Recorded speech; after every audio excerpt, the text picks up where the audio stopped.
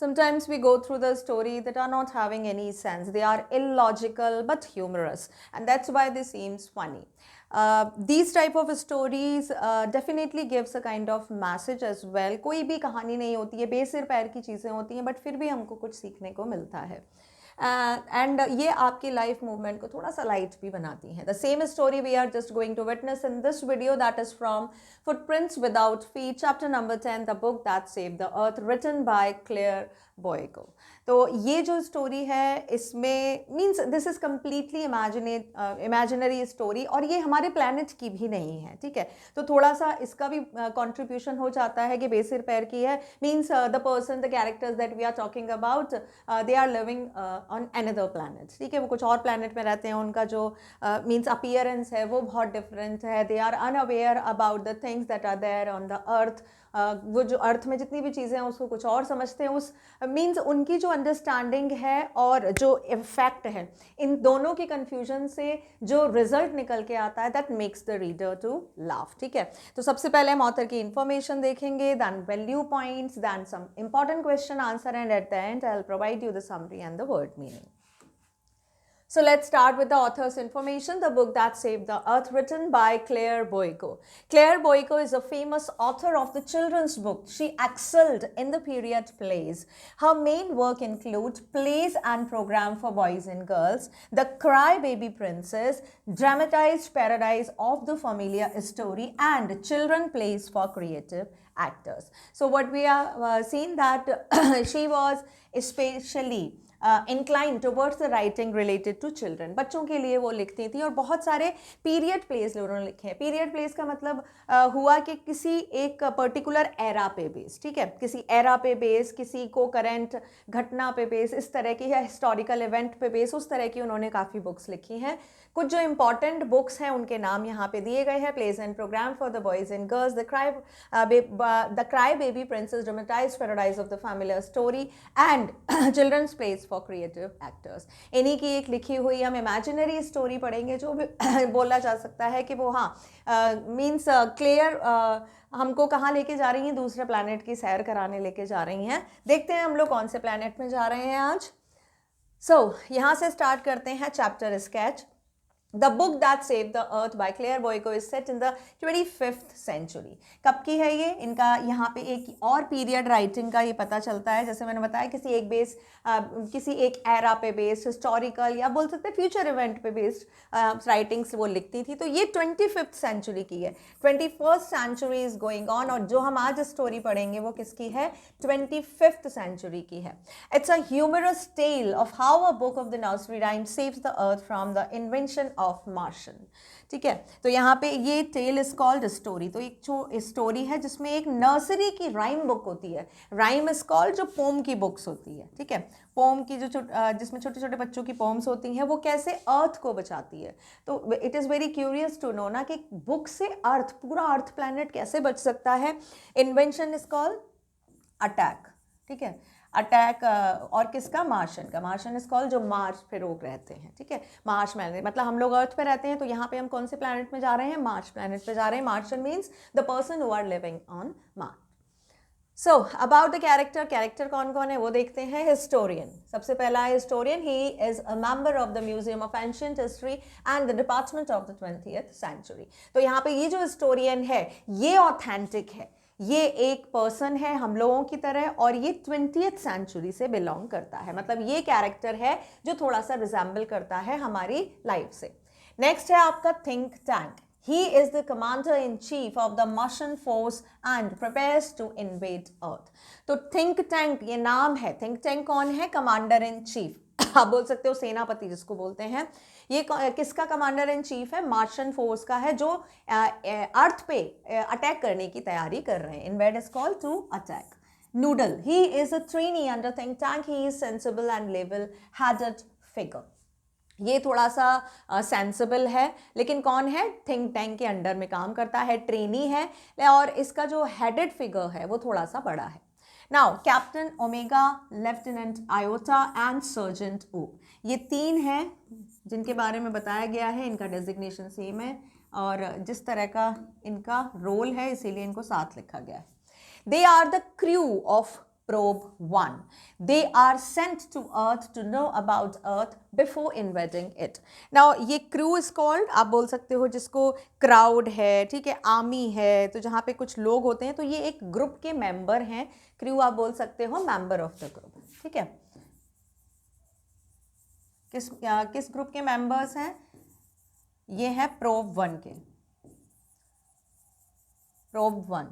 अब यहाँ पे प्रोब 1 क्या है? इनके जो मार्शन के लोग हैं जो अर्थ पर अटैक की तैयारी कर रहे हैं, तो इनके अलग अलग शिप्स हैं. ठीक है, तो जो प्रोब 1 की क्रू है, ठीक है, ऐसे बोलते हैं ना कि ये एक टुकड़ी की आर्मी, दूसरी टुकड़ी की आर्मी, इस तरह से जो नाम दिए जाते हैं. आर्मी में भी होती है सिख रेजिमेंट, ठीक है, एंड मुस्लिम रेजिमेंट, इस तरह की जो रेजिमेंट्स होती है. तो इनका प्रोब 1 है, उसमें जो क्रू है, जो ग्रुप है, उसके ये लोग मेंबर हैं जिनको भेजा जाता है कि भाई जाओ अर्थ के बारे में पता करके आओ, because we are planning to invade earth. ठीक है, अब यहां से आपको थोड़ा थोड़ा सा अंदाजा हुआ होगा कि ये स्टोरी किस बारे में है.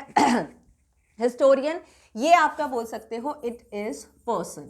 ठीक है, पर्सन और ह्यूमन बीइंग. ये ह्यूमन बीइंग है हम लोगों की तरह. ठीक है, सिर्फ यही है ह्यूमन बीइंग. बाकी जितने भी लोग हैं, ये यहाँ पे जितने भी लोग हैं, ये कौन है? मार्शन. ये सारे मार्शंस हैं, मार्स पे रहने वाले हैं. मतलब किसके हैं? Other planet. They all belong to other planet. Other planet कौन सा? मार्स प्लैनेट से ये लोग बिलोंग करते हैं. तो इनको साथ में रखकर एक इमेजिनरी स्टोरी बनाई है क्लेयरबॉयको ने. अब हम स्टार्ट करते हैं इसके value points, important points. The complete chapter is divided into paragraphs और उसको वैल्यू पॉइंट्स में इंक्लूड किया गया है. सबसे पहला आता है आपका historian talks about a book that saved the अर्थ. यहाँ पे सबसे पहले फीचर होते हैं historian. It is the 25th century. The scene is set at the Museum of Ancient History. The department is that of the 20th century. Historian tells the people that the 20th century was called the era of the book. There were the book on everything. They covered all the aspects of life. She tells that Martian people of Mars decided to invade Earth in 2040. Everyone was surprised to know that it was a book that saved the Earth. She turns on the projector and shows how it all happened. So, अभी देखो 2040 नहीं आया है, 25th century नहीं आई है, तो हम बोल सकते हैं पूरी तरह से इमेजिनरी स्टोरी है. तो यहाँ पर ये जो सीन है, ये एक जो चैप्टर है, हमारा चैप्टर किस फॉर्म में है? प्ले के फॉर्म में है. प्ले के फॉर्म में, स्किट के फॉर्म में काफ़ी सारे चैप्टर आए हैं. अभी हमने लास्ट पढ़ा था जो आपका द प्रपोजल, वो भी इसी फॉर्म में था. तो यहाँ पर जो सीन दिखाया गया है वो और जो टाइम दिखाया गया है, टाइम में क्या है? 25th सेंचुरी दिखाई गई है. सीन कहाँ का है? एक म्यूजियम का है. Ancient history. Ancient is called very old. जो बहुत पुरानी एक इतिहास का कुछ लिया गया है, वहाँ पर जो सीन लिया गया है वो बहुत पुराना है. म्यूजियम का सीन दिखाया गया. I hope everybody know what is museum. Department कौन सा है? 20th सेंचुरी का है. हिस्टोरियन जो है, जो एक तरह से आप बोल सकते हो कि हाँ, the person who is hosting us, जो रीडर्स को थोड़ा सा बता रही है, या एज वेल एज आप नरेटर भी बोल सकते हो. तो हिस्टोरियन कौन है? नरेटर. बाद में जाके ये जो स्टोरी है, it will convert live in the character. सब लोगों के अलग अलग स्टेटमेंट्स हैं. जितने भी कैरेक्टर्स हमने देखे उन सब के अलग अलग स्टेटमेंट्स हैं. बट अभी जो चैप्टर शुरू होता है, तब यहाँ पे जो हिस्टोरियन है वो एज अ नरेटर का काम कर रही है. वो बता रही है कि क्या क्या हो रहा है, हम लोग क्या देख रहे हैं. तो हिस्टोरियन हम लोगों को बताती है कि हम लोग अभी 20th सेंचुरी में हैं, और जो 20th सेंचुरी का डिपार्टमेंट है कि भाई ये 20th सेंचुरी है, और इस सेंचुरी को एरा ऑफ द बुक भी कहा जाता था. एरा इज कॉल्ड टाइम, आप बोल सकते हो पीरियड ऑफ द बुक्स भी कहा जाता था, क्योंकि यहाँ पर इस टाइम पर 20th सेंचुरी में हर चीज़ पर बुक्स होती थी. हाँ, लाइफ के जितने एस्पेक्ट्स हैं that is related with the human and it's and his और हर सराउंडिंग, वो सारे इंक्लूड किए जाते थे. हर चीज़ पर यहाँ पर बुक है, अवेलेबल है. शी टेल्स दैट मार्शन पीपल, जो मार्स के लोग हैं, मार्स पर रहने वाले मतलब अदर प्लैनेट के लोग हैं, उन्होंने ये डिसाइड किया है कि वो 2040 में अर्थ पर हमला करेंगे. अब सब लोग, जितने भी लोग हैं जो वहाँ पर उनको सुन रहे हैं, इंक्लूडिंग अस, वो सब एकदम सरप्राइज हो जाते हैं कि भाई एक बुक है, वो अर्थ को कैसे सेव कर सकती है. So this information was given by the historian. वो क्या बोलती है कि there was one of the book of rhyme book of nursery class. ठीक है, नर्सरी क्लास की राइम बुक थी जिसने पूरे अर्थ प्लैनेट को बचा लिया. तो obviously everybody will be surprise. तो same as all everybody, the audience as well as the reader became surprise कि एक बुक ने पूरे अर्थ प्लैनेट को कैसे बचाया. अब वो क्या करती है? अब वो प्रोजेक्टर को टर्न करती है दिखाने के लिए कि ये सब कैसे हुआ। प्रोजेक्टर आप लोगों को पता होगा क्या होता है, there is a projector and white screen means that projector flash the lights on the white screen, and whatever is feeded in the projector that comes and visible on the white background, that can be a hardboard, that can be a fabric, anything is there, even on the wall you can project something, right? तो ये projector अब वो सामने कर देती है। अब वो यहाँ पर थोड़ा सा मीन्स उसने इनिशिएट कर दिया, स्टार्टिंग कर दिया। अब हम लोग क्या करेंगे, चैप्टर को जो देखेंगे वो कैरेक्टर वाइज देखेंगे, मतलब अब कैरेक्टर फीचर हो जाएंगे हमारे चैप्टर में और वो लोग आगे बढ़ेंगे। Think tank orders in the invention of the earth. तो अब जैसे ही उसने प्रोजेक्टर को फीचर किया तो सबसे पहले हमें कौन दिखाई देते हैं, थिंक टैंक दिखाई देते हैं। The ruler of Mars, the mighty think tank is proud creature whose head is full of himself. He calls Earth a ridiculous planet. He commands his trainee Noodle to call the space probe that is invading the Earth. अब जो mighty think tank है, mighty is called, यहाँ पे mighty का मतलब क्या है, strong, powerful, बहुत पावरफुल थिंक टैंक है। वो कौन है, वो रूरल है। रूलर किसके हैं, वो मार्स के रूलर हैं। वो वहाँ पर रेन करते हैं, राज करते हैं, मार्स जितने भी लोग हैं वहाँ पे उनके ऑर्डर्स को फॉलो करते हैं। अब ये बहुत प्राउड क्रीचर हैं जिनका जो हेड है वो फुल ऑफ हिमसेल्फ, मतलब he is not listening to anyone, he is thinking that he is very intelligent, he is very wise, means he is full of wits, and जितने भी लोग हैं उन लोगों को बिल्कुल भी कुछ नहीं आता है। तो एक तरह का प्राउडी फीलिंग है इनमें, बट एग्जैक्टली हैव बिल्कुल उससे उल्टा, ठीक है। उनको जो चीज़ समझना चाहिए वो समझदारी की बात नहीं करते हैं, because he is not having so much intelligence as he is thinking about himself. अब वो अर्थ के बारे में क्या राय रखते हैं, वो उसको एक रेडिकुलस प्लैनेट बोलते हैं। रेडिकुलस इज कॉल्ड एक नॉनसेंस प्लैनेट बोलते हैं कि यहाँ पे रहने वाले जो लोग हैं, ये जो प्लैनेट है बहुत ट्रिवियल है, it is having no importance. वो कमांड करते हैं, वो ऑर्डर देते हैं अपने ट्रेनी नूडल को, ठीक है। नूडल एक तरह से आप उनका पीए मान सकते हो। नूडल जो भी चीज़ बोलते थे सबसे पहले वो नूडल को बोलते थे। तो वो उससे कहते हैं कि भाई जो प्रोब 1 के जो लोग हैं, स्पेस प्रोब के लोग हैं, उनको बुलाओ क्योंकि मुझे अर्थ पे हमला करवाना है, ठीक है। तो यहाँ से हमारा जो चैप्टर है वो स्टार्ट हो रहा है। Space probe lands in Centralville public library. The space probe finds itself in Centreville Public Library. They are puzzled. They are not familiar with books. They do not understand that what are those thousands of the object. अब यहाँ पे बताया गया है कि वो जब probe 1 के लोगों को बुलाते हैं तो उनको इंस्ट्रक्ट करते हैं कि भाई we are preparing to attack or to invade Earth. Now you have to go and find out some information, whatever you found, whatever you could related to Earth. तुम जाओ और पता करो, थोड़ी सी इंफॉर्मेशन लेके आओ कि वहाँ के लोग कैसे हैं, क्या है वहाँ पर, तो हम उस हिसाब से अपनी स्ट्रैटेजी बनाएंगे और हमला करेंगे। तो जब वो लोग जाते हैं अपने स्पेस प्लेन से, तो उनका स्पेस प्लेन कहाँ आकर रुकता है, सेंट्रलविल पब्लिक लाइब्रेरी। एक लाइब्रेरी है, वहाँ पर उनका जो प्लेन है वो आकर रुकता है, और वहाँ पर अंदर जाकर वो सब कैसे हो जाते हैं, दे ऑल बिकेम कन्फ्यूज्ड। सब लोग कन्फ्यूज्ड हो जाते हैं बिकॉज उनको नहीं पता कि बुक्स क्या होता है। उन्होंने पहली बार बुक्स देखी थी। सो यहाँ पर जो चीज़ है उनके लिए बिल्कुल नई है, क्योंकि मार्स पर there is no library, there is no book and education, school, institution, ऐसा कुछ भी नहीं है वहाँ पे, ठीक है। तो see this is just an imaginary story. ऐसा नहीं है कि हाँ मार्स पे लोग होते हैं, उनको सच में कुछ नहीं पता होता है, कभी हमला हुआ था, ऐसा कुछ भी नहीं है। This is completely a fictional story, बेसिर पैर की एक कहानी है, लेकिन हाँ this is giving you the message and very fabulous vocabulary as well, and it is a part of your curriculum as well. तो हमको अच्छे से इसको पढ़ना है, ठीक है।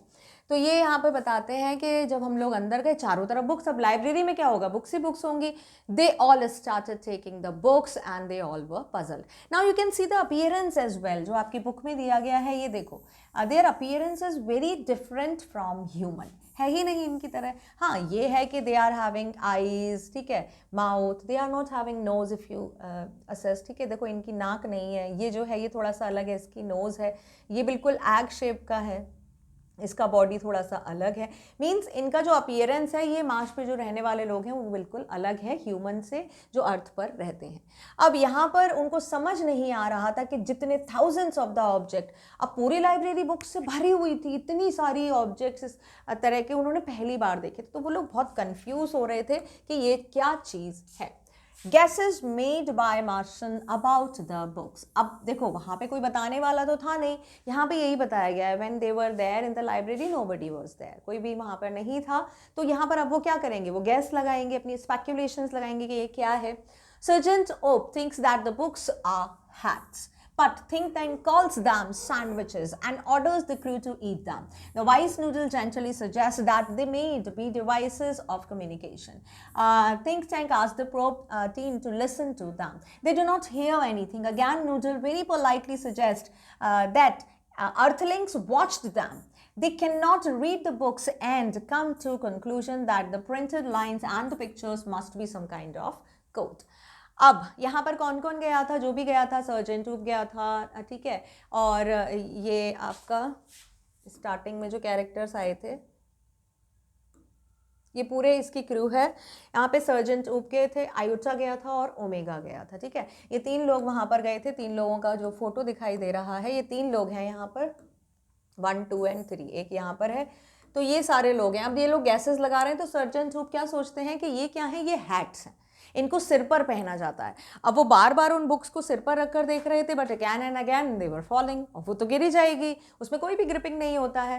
तो जब उन्होंने, अच्छा, they are having the communication, proper communication they are owning, तो वहाँ से वो दिखाते हैं, मतलब वीडियो के थ्रू वो दिखाते हैं कि भाई हम लोग यहाँ पर हैं, समझ नहीं आ रहा है कि ये क्या है. तो थिंक टैंक बोलते हैं उनको कि नहीं, तुम लोगों को कुछ नहीं पता है, यू ऑल आर डफर, मैं तुमको बताता हूँ कि ये क्या है. ये हैं सैंडविचेस. ये जितने भी हैं, ये बहुत सारे सैंडविचेस हैं, एक जगह इकट्ठे हैं, और मैं तुमको ऑर्डर देता हूँ कि इनको खाओ.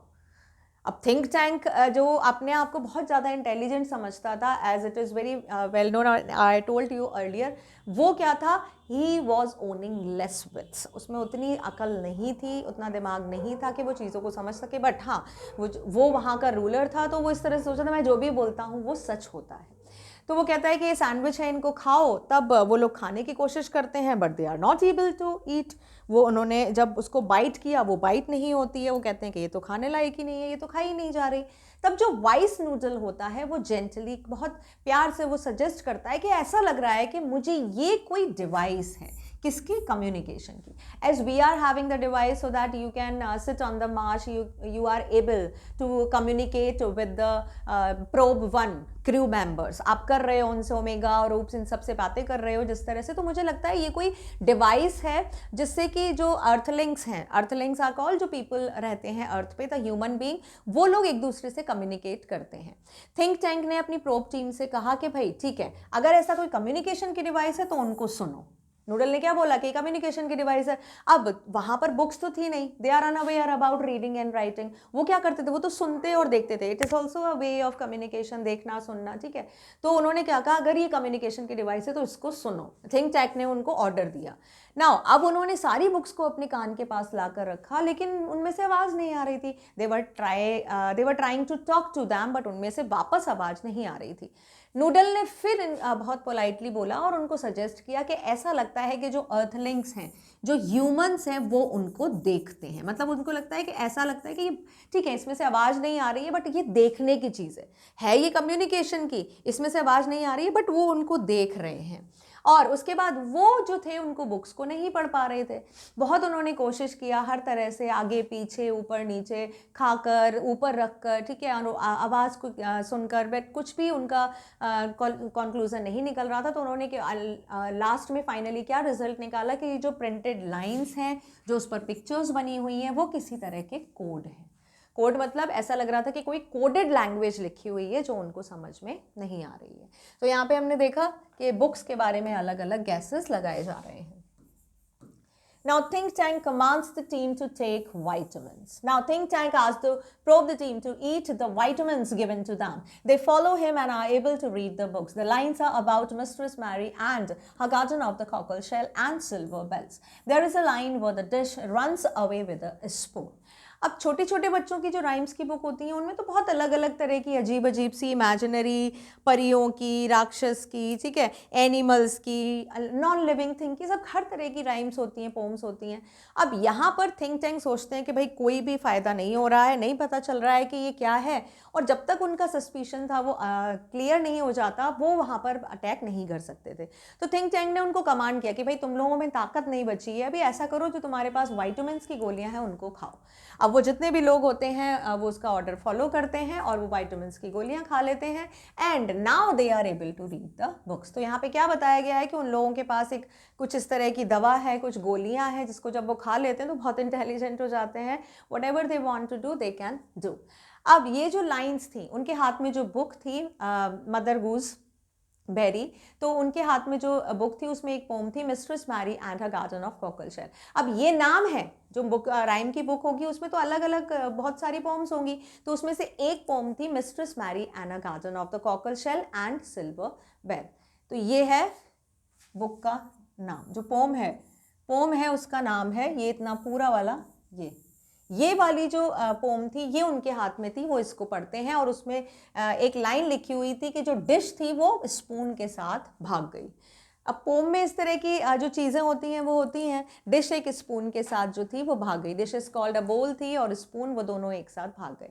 जो पोम में मतलब उन्होंने जो पूरा पोम पढ़ा तो उसमें एक लाइन ये भी थी, तो उनको ये जो लाइन थी वो पढ़ के अगैन दे बिकेम सरप्राइज, उनको समझ नहीं आ रहा था कि इस लाइन का क्या मतलब है। Now, mighty think tank is alarmed. Think tank thinks that the earthlings were very advanced. They grew shell and silvers. They had taught animals culture and music. He thought that they were about to send the cows for the invention to the moon. He is further terrified when he is sent the picture of the fallen Humpty Dumpty. He thinks it to be his picture. अब यहाँ पे think tank ने ये सारी चीज़ें देख कर सोचा कि ये लोग तो बहुत स्मार्ट हैं, यहाँ पर तो इनके नॉन लिविंग जो ऑब्जेक्ट हैं वो भी लिविंग बीइंग बनते हैं। I don't know you have gone through with these rhymes or not, but yes, if you have just go through with the rhyme book of the nursery, तो आपने ये इस तरह की पोम्स ज़रूर पढ़ी होंगी, ठीक है। तो ये आपकी जो पोम है ये है आपकी poem mistress Mary and a garden of the cockle shell and silver bells. इसमें ये इतनी बड़ी पोम है, तो 3 स्टैंजाज में है, Mary Mary what contrary, what shall you grows in the garden, या how does your garden grows with silver bells and cockle shell, and how the pretty maids all in a row। इस तरह की एक pome है, पूरी pome है, उसमें ये बताया गया है कि जो मिस्ट्रेस मैरी है, means there is a character, वो अपने गार्डन में क्या कॉकल शेल्स और सिल्वर स्पून ग्रो करती हैं। अब मार्शल लोगों को ये पता था कि हाँ silver is very expensive metal, बहुत एक्सपेंसिव मेटल है, तो अब थिंक टैंक को क्या लगता है कि ये तो बहुत ज़्यादा वेल्दी हैं, बहुत ज़्यादा एडवांस हैं, ये अपने गार्डन में सिल्वर स्पून्स उगाते हैं और कॉकल शेल उगाते हैं, जहाँ पर जो इनके नॉन लिविंग जो थिंग्स हैं, जैसे कि dish runs align with their, इसमें इस फॉर्म में एक लाइन है कि अ dish runs away with the spoon. तो उन्होंने कहा कि यहाँ पर वो सोचते हैं कि जो इनके नॉन लिविंग थिंग है वो भी इतने ज़्यादा बहादुर हैं कि मतलब वो भी बात कर सकते हैं, वो भी भाग सकते हैं। तो ये सोचकर थिंक टैंक एक पर्सपेक्टिव बनाता है इसके बारे में, अर्थ के बारे में, कि अर्थ के जो लोग हैं वो बहुत ज़्यादा एडवांस हैं। दूसरी, अब वो लोग क्या कर रहे हैं, वो फ्लिक कर रहे हैं, पेजेस को फ्लिक कर रहे हैं, तो एक उनको ये दिखती है पोम, ठीक है, दूसरी जो पोम दिखती है वो है हम्टी डम्टी। अब हम्टी डम्टी में जो हम्टी डम्टी है, आप लोगों ने ये तो means must each and every one has gone through. Humpty Dumpty का जो है वो एग शेप्ड, इतना इस तरह का जो उसका है वो स्ट्रक्चर है, यहाँ पे उसका फेस है और यहाँ पे थोड़ा सा ये क्या है, ये उसके कपड़े हैं। तो ये जो इसका स्ट्रक्चर जो यहाँ पे दिखाया गया है, सेम ऐसा ही किसका स्ट्रक्चर है, ये है थिंक टैंक का। थिंक टैंक का भी सिर जो था वो बहुत बड़ा था, और उसके बाद यहाँ पे इसके पैर इस तरह से दिखाए, हाँ हैंड्स और लेग्स तो हैं उसके, बट उसका शेप जो है वो ऐसा है, तो थिंक टैंक के जैसा है। तो जब वो उनको दिखाते हैं कि भाई ये पोम है, तो थिंक टैंक उसको देख के बहुत डर जाता है कि अरे मेरा पिक्चर, मतलब मैं यहाँ की बुक में कैसे हूँ, means he was assuming himself as in the disguise of the Humpty Dumpty, ठीक है। तो कहते हैं ये तो मैं हूँ। अब वो जब पोम पढ़ते हैं कि Humpty Dumpty sat on a wall, Humpty Dumpty had a great fall, all the king's horses and all the king's men couldn't put Humpty Dumpty together again. So I'm telling you the nursery rhymes in class 10. Once again we are refreshing our memory, huh? तो हमटी Dumpty जो क्या यहाँ पे इस pome का मतलब क्या है कि वो एक दीवार पर वॉल पे बैठा हुआ है और वो गिर जाता है। जब वो गिरता है तो यहाँ पर क्रैक आ जाता है, उसका जो सिर है वो टूट जाता है। अब सारे जितने भी किंग के हॉर्सेस होते हैं, मैन होते हैं, वो उसको देखते हैं कि भाई हमटी डमटी गिर गया है। अब वो उसको जोड़ने की कोशिश करते हैं उसके सिर को, लेकिन वो नहीं जोड़ पाता है। तो यहाँ पे जब उसने थिंक टैंक ने अपने आप को हमटी डमटी समझा है, तो वो क्या सोच रहे हैं कि जो यहाँ पर वो है, जो वो टेरिफाइड हो जाता है, थोड़ा सा कैसा हो जाता है, वो डर जाता है, क्योंकि जब वो पिक्चर देखता है फॉलन हमटी डमटी की, उसका सिर क्रैक हो गया है, तो उसको क्या लगता है कि ये टू हिज पिक्चर, कि ये तो उसकी पिक्चर है, तो वो थोड़ा सा डर जाता है। और फिर वो अगेन यही सोचता है कि वो लोग तो बहुत एडवांस हैं, क्योंकि वो लोग तो शेल ग्लू करते हैं, सिल्वर ग्लू करते हैं। एनिमल कल्चर और म्यूजिक, बहुत सारी एनिमल्स की स्टोरी उन्होंने पढ़ी, वहाँ पे म्यूजिकल चीज़ों के बारे में भी बहुत सारी पोम्स थी। तो उसको लगा कि इन लोगों को तो बहुत ज़्यादा नॉलेज है। और उसके बाद वो सोचते हैं कि इन्होंने काऊ को किसके लिए भेजा है, अटैक के लिए भेजा था मून पर। अब यहाँ पे उसको पोम के थ्रू जो अर्थ है उसकी पावर का पता चल रहा है। तो जितनी भी पोम है वो कुछ ना कुछ इस तरह का शो कर रही हैं, जिससे कि उसको लग रहा है कि हाँ they are very powerful means, and the idea that he was making to invade earth, वो उसको पोस्टपोन करना पड़ेगा, क्योंकि वो डर जाता है। यहाँ पे इनके नॉन लिविंग जो थिंग है वो भी कितने बहादुर हैं, ये लोग तो मेटल अपने गार्डन में उगाते हैं, इनके जो एनिमल्स हैं वो मून पर हमला कर सकते हैं। यहाँ तो बहुत ज़्यादा एडवांस लोग हैं और बहुत ज़्यादा होशियार लोग हैं, यहाँ पर वो हमला कैसे करेगा। Now think tank calls of the invention. Calls of आप बोल सकते हो पुट ऑन अ हॉल्ट या पॉजेस, वो रोक देता है कि नहीं भाई, इतने जो एडवांस लोग हैं, इतने स्ट्रांग लोग हैं, हम लोग इन पर हमला नहीं कर पाएंगे। He cancels the invention, he asks his probe to leave and he orders his fleet to escape to the star Alpha sanctuary and evacuate Mars. He wants to be as far away as possible from the earthling. अब यहाँ पर उसने invention cancel कर दिया। वो बहुत ज़्यादा कैसे डर गया, वो सिर्फ हमटी डमटी की पोम से बहुत ज़्यादा डर गया, जब उसको ये लगा कि हाँ अर्थ ने मेरे बारे में पता लगा लिया है, मतलब मैं अर्थ पर इन्वेंशन करने की सोच रहा हूँ, अटैक करने की सोच रहा हूँ, बट जो अर्थ के लोग हैं वो तो मुझ पर अटैक करने की सोच रहे हैं। और उन्होंने तो ये प्रिडिक्ट भी कर दिया है कि हम लोगों ने मार्स पर अटैक किया और हमने थिंक टैंक को पकड़ लिया और उसका सिर तोड़ दिया। तो इस तरह का वो एक तरह से वो क्या कर रहा है, विजुअलाइज कर रहा है अपने इमेजिनेशन में कि अर्थ वाले लोग तो मुझसे भी ज़्यादा बहुत स्ट्रांग है, और अगर मैं यहाँ से नहीं गया तो हो सकता है कि जो इन्होंने प्लानिंग की है, इन्होंने मुझे देख भी लिया है, मेरे पिक्चर भी बना दिया है इन्होंने, और मुझे ब्रोकन भी शो कर दिया है। मतलब इनका यही पूरा पक्का प्लान है कि वो यहाँ आएंगे और मुझे घायल करेंगे, मुझे इंजर्ड करेंगे और मेरा सिर तोड़ देंगे। तो वो बहुत ज़्यादा डर जाता है। उसने क्या ऑर्डर दिया अपनी फ्लीट को, फ्लीट आप बोल सकते हो, जो उसके ग्रुप ऑफ द आर्मी बोल सकते हो, जो आर्मी थी, उन्होंने जो वहाँ पर प्रोब था, ठीक है, जो वहाँ पे स्पेस यान गया था, उन्होंने कहा कि वापस आ जाओ भाई, वापस आ जाओ, we have left the idea to invade earth, हम लोग वहाँ पे हमला नहीं करेंगे, वो लोग बहुत ज़्यादा स्ट्रांग हैं। और फिर अपनी पूरी फ्लीट को उन्होंने ऑर्डर दिया to escape to the star Alpha Centauri and evacuate Mars. उन्होंने कहा कि चलो अब हम यहाँ पर नहीं रहेंगे, मार्स पर ही नहीं रहेंगे। उसको लग रहा था कि अर्थलिंग आने वाले हैं और उसको इंजर्ड करने वाले हैं, उसका सिर तोड़ने वाले हैं। तो वो थिंक टैंक ये सोचता है कि फिर से मैंने बहुत अच्छा डिसीजन लिया जो मुझे पहले ही पता चल गया ना। वो कहाँ चले जाते हैं, स्टार अल्फा सेंचुरी पे चले जाते हैं, मार्स को छोड़ देते हैं। इवैक्यूएट इज कॉल्ड टू खाली, ठीक है, खाली कर देना पूरा जितना भी, उन्होंने कहा कि फटाफट से यहाँ से सब अपना जितना भी सामान है, बिलोंगिंग्स है, लेकर और यहाँ से चलो। और वो वहाँ से बहुत बहुत दूर जाना चाहता था जहाँ पर अर्थलिंग नहीं पहुँच सकते हो, ठीक है। तो ये उसके बाद होता है Martian and earthlings are friends in 25th century. इसके बाद उन्होंने बताया है लास्ट में कि आप 25th सेंचुरी, अभी हम लोग अभी कहाँ तक थे हम लोग, अभी 20th सेंचुरी में बुक्स की बात की जा रही थी, वो उन्होंने प्रोजेक्ट किया था, फिर मार्च के लोगों की बात कर रहे थे। 25th सेंचुरी का सीन दिखाया जा रहा है। The historian reveals that it was Mother Goose, a book of the rhymes that saved the earth. Anyway, Newton succeeded Think Tank and became the head of the Mars. Mars and earth were now friends and earthling have been set up a library in their capital Marsopolis. Now Marsopolis, and funnily, however, Martian could never gather the courage to read the Mother Goose book. अब यहाँ पर जो historian है वो reveal करती है, मतलब chapter का जो एक स्टोरी था, जो अभी कैरेक्टर्स का पार्ट था वो खत्म हो चुका है, फिर से नरेशन में ये पार्ट आ जाता है। तो हम क्या बोलेंगे कि ये नरेशन से ही ये स्टार्ट हुई थी स्टोरी और नरेशन पे ही खत्म होती है। तो अब वो जो नरेटर है वो क्या बता रही है कि वो जो सबसे पहली राइम थी वो किसकी थी, मदर गूस की थी। मदर गूस थी वो राइम की बुक थी, ठीक है। राइम की बुक का जो था नाम था वो था मदर गूस, जिसने पूरे अर्थ प्लैनेट को बचा लिया। अगर वो उस दिन वो राइम की बुक नहीं पढ़ते, ठीक है, अपना वो हम्टी डम्टी वाला फेस या मदर मैरी के बारे में नहीं जानते, तो वो definitely he would have attacked on earth, वो अटैक कर सकते थे। बट उस बुक से उनको अर्थलिंक्स की पावर का पता चल गया कि ये लोग बहुत पावरफुल हैं। तो हम बोल सकते हैं कि जो एक नर्सरी की राइम बुक है उसने पूरे अर्थ प्लैनेट को बचा लिया। नूडल जो था वो बहुत समझदार था, उसने आगे जाकर थिंक टैंक को क्या किया, रिप्लेस किया, उसका सक्सेसर बना और मार्स का राजा बना। जो अर्थ और मार्स हैं अब 25th सेंचुरी में आकर वो दोनों फ्रेंड्स बन चुके हैं।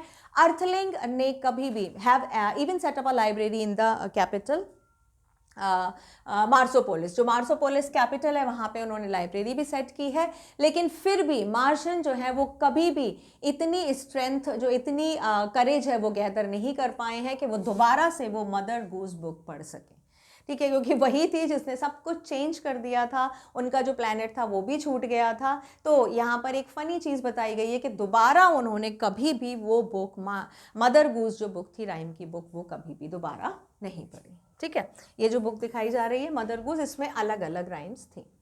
अब फटाफट से हाइलाइट्स देखते हैं। The historian welcomes visitor to museum of ancient history in 25th century. She informs them how a book saved the earth from a Martian invention in 2040. So in 2040, the ruler of the Mars ordered the invention of Earth. The think tank, the ruler sends a probe to Earth. The probe team reaches the library but are puzzled to see the books. They make guesses. One of them calls them hats. Think tank very proudly calls them sandwiches and orders his crew to eat them. The trainee under think tank, Noodle, points out that they may be used for the communication. Then think tank orders them to listen to the communication devices. When they can't hear anything, Noodle says that Earthlings watch them. Then think tank asks his crews to watch them, but they cannot understand the picture or the lines of the writing. They are ordered to eat vitamins that were given to them and decode the lines of writing. उनको लग रहा था ना printing line कोई code है, उसने कहा आप इसको डिकोड कैसे किया जाए, उसके लिए तो बहुत ज़्यादा दिमाग चाहिए। उन्होंने कहा कि भाई अपनी वाइटामिन की जो गोलियां हैं थिंक टैंक ने ऑर्डर दिया वो खाओ, so you will be able to decode these codes. इन कोड को आप क्या कर लोगे, डिकोड कर लोगे। डिकोड का मतलब इनका अर्थ निकाल लोगे।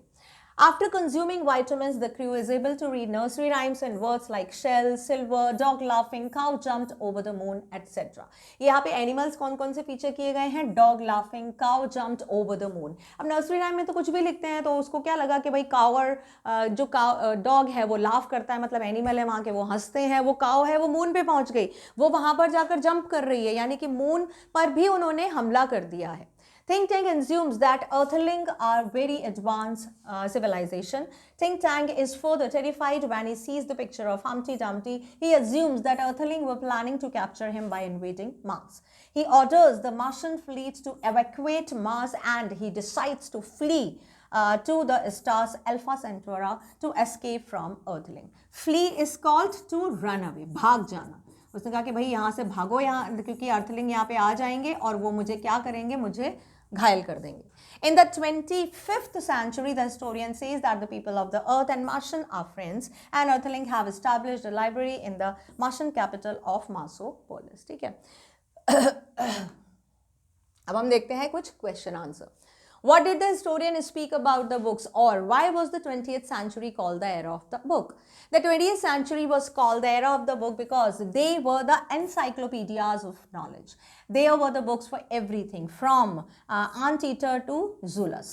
Books were used to educate people and teach them. In fact, books were a very important part of the life of people. तो उसको era of books क्यों कहा जाता था? बहुत सारी books थी, हर चीज़ पर books थी, छोटे से लेकर एक छोटी सी आंट से लेकर और जुलस, बहुत बड़े बड़े जितने भी क्रीचर और जितने भी यहाँ पे कंसेप्ट होते हैं उन सभी पर बुक थी। क्योंकि ये जो बुक्स थी यहाँ पर रहने वाले जो लोग थे उनको एजुकेट करने के लिए, उनको टीच करने के लिए रखी गई थी, बनाई गई थी, और उनको बहुत ज़्यादा एक इम्पॉर्टेंट पार्ट समझा जाता था अर्थलिंग्स के लिए.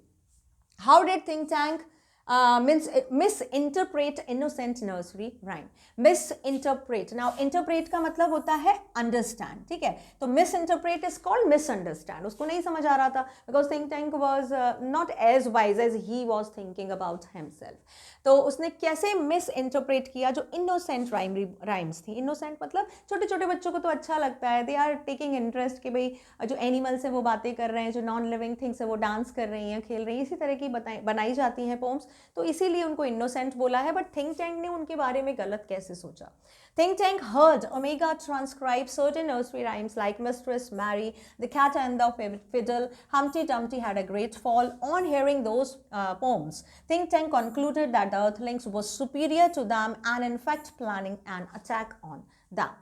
तो थिंक टैंक ने जब ओमेगा को ट्रांसक्राइब किया, सर्टेन ट्रांसक्राइब इसको जब वो डिकोड करा, तो उन लोगों ने वाइटामिन्स की गोलियां खा ली. Now they were able to read the lines, ठीक है. तो वो जब पढ़ रहा था तो उसने कौन कौन सी पोम्स पढ़ी? उसने पढ़ा mistress Mary, the cat and the fiddle, Humpty Dumpty had a great fall, ये सारी जितनी भी थी पोम्स सुनने के बाद. और ये बुक कौन सी थी? मदर गूज, ठीक है. मदर गूज जो नर्सरी की बुक थी उसमें ये सारी पोम्स उसका पार्ट थी.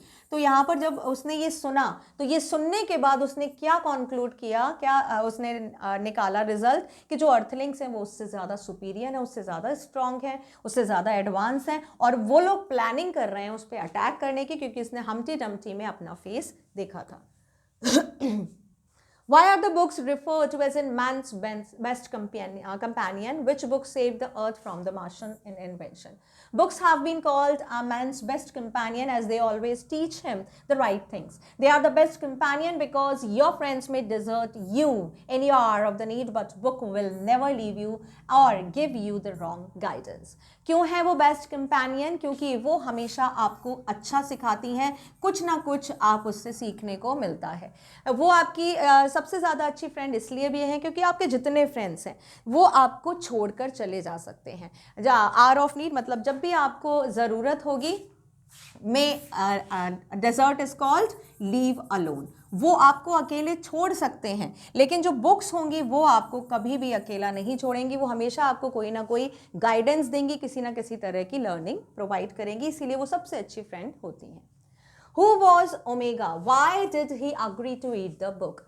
Now, Omega is the captain of the spaceship which carried Lieutenant Iota and Sergeant Ope to Earth from Mars, reaching Canterville Public Library. They were trying to, this is Canterville Public Library, they were trying to identify the objects there. But as they had never seen the books, they could not identify them. Think Tank thought that the books were sandwiches and thus ordered Iota and Omega to eat them. Then he ordered them to take chemical vitamins to help them transcribe the code. Omega managed to read some nursery rhymes like Mistress Mary, Humpty Dumpty and The Cat and the Fiddle, which made him think tank to interpret that Earthlings were very powerful and that they were planning to attack them. तो omega कौन था? Omega जो captain था, जो उनका spaceship था, war spaceship, उसमें lieutenant iota भी था, सर्जेंट ओप भी था. तो वहाँ पे वो उनका क्या था? कैप्टन था, जो कहाँ से आए थे? मार्स से आए थे. अब जब वो पहुँच जाते हैं कैंटरविल पब्लिक लाइब्रेरी, तो वो क्या कर रहे थे? वो आइडेंटिफाई करने की कोशिश कर रहे थे ऑब्जेक्ट्स को, जितने भी वहाँ पे ऑब्जेक्ट हैं. अब ऑब्जेक्ट यहाँ पे किसकी बात हो रही है? यहाँ पे बात हो रही है बुक्स की. वो लाइब्रेरी में गए थे तो बुक्स वहाँ पर थे, उन्होंने कभी भी बुक्स नहीं देखी थी, इसीलिए वो उसको आइडेंटिफाई नहीं कर पा रहे थे. अब जब थिंक टैंक को ये पता चला तो उनको लगा कि ये सैंडविचेस हैं, तो उन्होंने ऑर्डर किया कि भाई आयोटा और ओमेगा इसको खाओ. जब उन्होंने खाया इसको, वो नहीं खाया गया और वो पढ़ भी नहीं पा रहे थे, तो उन्होंने कहा कि ठीक है चलो अपने जो केमिकल आप जो वाइटामिन्स टैबलेट पिल्स लेके गए हो उसको खाओ, then you will have the strength to go through और to transcribe the code. Omega ने खाया और उसके बाद वो he was able to read. अब उसको समझ में आ गया, उसने थोड़ी बहुत पोम पढ़ी जो भी थी. उसके बाद थिंक टैंक को क्या ये लगा, उसने क्या ये निष्कर्ष निकाला या उसने क्या ये एक्सप्लेनेशन निकाला कि जो अर्थलिंग्स हैं वो बहुत ज़्यादा पावरफुल हैं और वो प्लानिंग कर रहे हैं उनको अटैक करने की और थिंक टैंक को नुकसान पहुंचाने की, उसको घायल करने की. Justify the title the book that save the earth. इस तरह के क्वेश्चन हर तरह की किसी भी तरह की जो चैप्टर है या पोम है आ सकते हैं। टाइटल क्यों रखा गया है, क्या ये टाइटल सही है आपके अकॉर्डिंग, वो हमको बताना है। Now, Martian planned to attack on Earth. The ruler of Mars think tank instructed one of the Martian noodle to gather information about Earth. He saw that other 3 crew members, Captain Omega, Lieutenant Iota, and Sergeant Oop, found some books in Centreville Public Library. A book named Mother Goose contained nursery rhymes, and Omega managed to read some of the nursery rhymes like Mistress Mary, Humpty Dumpty, and Think Tank misinterpreted the rhymes. He was shocked to discover that metals could be grown in fields. He also thought that the Earthlings are intelligent enough in warfare and have advanced technology to grow high explosives. On seeing the images of the Humpty Dumpty, he thought its head resembling that of his own. He feared invention on Mars by Earthlings, so he decided to migrate to Alpha Centauri on 100 of the million miles away from Mars. The Martian fear the book till date. Hence, we can say that the title, The Book That Saved the Earth, is apt. अब यहाँ पे जो मार्शन है वो planning कर रहे हैं अर्थ पर हमला करने के लिए। जो थिंक टैंक है वो इंस्ट्रक्ट करता है कि भाई जाओ और कुछ इन्फॉर्मेशन लेकर आओ मार्शन को, मतलब अर्थ पे हमला करने के लिए। तो जो उनके क्रू मेंबर्स होते हैं, कैप्टन ओमेगा, लेफ्टिनेंट आयोटा और सर्जन टूब, वो कहाँ जाते हैं, वो सेंट्रल पब्लिक लाइब्रेरी में जाते हैं। कुछ वहाँ पर राइम्स पढ़ते हैं मदर गूस बुक से वाइटामिन्स खाने के बाद। उसके बाद जो थिंक टैंक है वो थोड़ा सा मिस इंटरप्रेट करता है राइम्स को। अब वो लोग पढ़ रहे हैं, ठीक है, वो लोग समझ नहीं रहे हैं, ये ध्यान रखेंगे, क्योंकि पोम्स को जब तक उसका मीनिंग नहीं निकाला जाता है, you can not understand the poems, क्योंकि उसमें प्रॉपर सेंटेंस राइटिंग तो होता नहीं है। तो वो पढ़ तो पा रहा था ओमेगा, लेकिन उसको अंडरस्टैंड नहीं कर पा रहा था। और थिंक टैंक क्या सोच रहे थे, वो जो भी चीज़ देख रहे थे वहाँ से वो उसको मिस इंटरप्रेट कर रहे थे, गलत तरीके से समझ रहे थे। उनको तो ये लगा कि हाँ ये तो इतने जो कॉस्टली जो मेटल होते हैं ये अपने खेतों में उगाते हैं, तो ये तो बहुत ज़्यादा अमीर हैं, ये बहुत ज़्यादा पावरफुल हैं, इनके पास तो बहुत हाई टेक्नोलॉजी है, जहाँ पे नॉन लिविंग थिंग बात करते हैं, एनिमल्स भी बात करते हैं। और जो जब उसने हम्प्टी डम्प्टी देखा तो जो उसका हेड था वो किससे रिजेंबल करता था, अपने हेड से, इसीलिए उसको डर लगने लगा कि हाँ भाई वह जो अर्थ के लोग हैं वो हम पे हमला कर सकते हैं। वो कहाँ भाग जाता है, वो भाग जाता है एक स्टार पे, अल्फा सेंचुरा, जो हज़ारों मील दूर होता है मार्स से। और मार्शन को आज भी बहुत डर लगता है उस बुक से, कौन सी, मदर गूस बुक से। इसीलिए हम बोल सकते हैं यहाँ पर जो टाइटल है the book that save the earth, वो कैसा है, वो बिल्कुल एप्ट है, वो बिल्कुल करेक्ट है। ठीक है, तो आपको जस्टिफिकेशन देना पड़ेगा कि क्यों ये टाइटल है और सही है या नहीं। वर्ड मीनिंग्स हैं इसमें, वर्ड मीनिंग सारे पढ़ेंगे, अच्छे से पढ़ेंगे, कोई भी वर्ड मीनिंग नहीं छोड़ना है। ठीक है, आपकी वोकैबुलरी के लिए बहुत ज़्यादा ज़रूरी है। और इस चैप्टर में वर्ड मीनिंग्स थोड़े नए भी हैं और याद करने लायक भी हैं। Summary, go through the summary as well. ठीक है, इस समरी में भी आपको सब कुछ मिल जाएगा, what ever is left while reading the text. Okay, so with this we have completed this another chapter of footprints without feet. Now in next video I'll bring the next chapter. Thank you.